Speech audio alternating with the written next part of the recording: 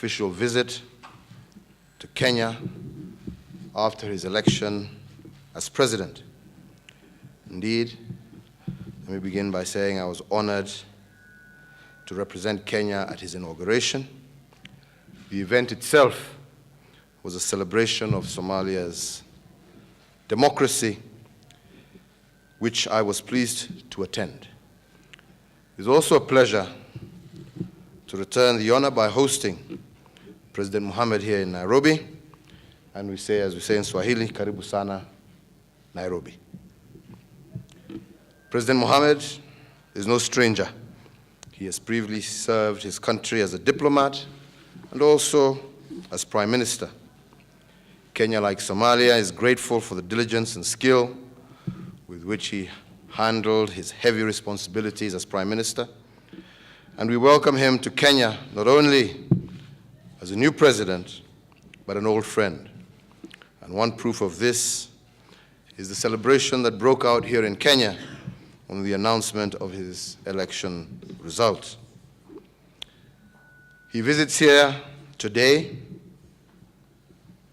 to give our joint agenda a fresh start. That agenda is very clear.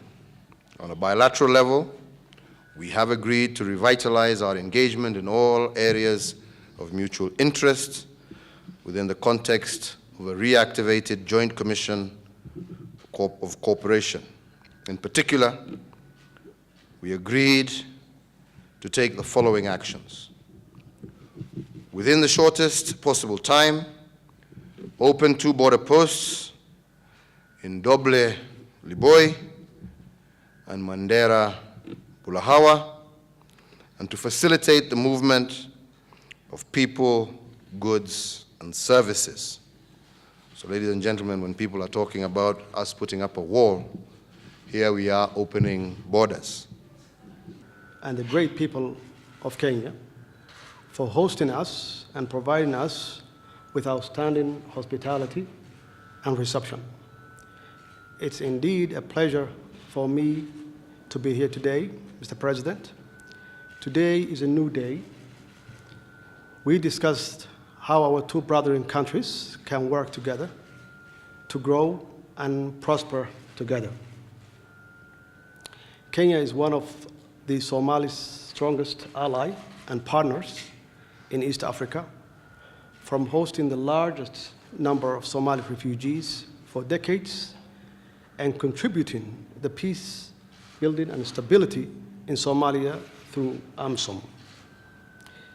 I would like to take this opportunity to thank Kenyan government and the Kenyan people to the sacrifices they have made to help Somalia. Cooperation between our 2 great nations is necessary to combat the challenges we face, including terrorism and poverty.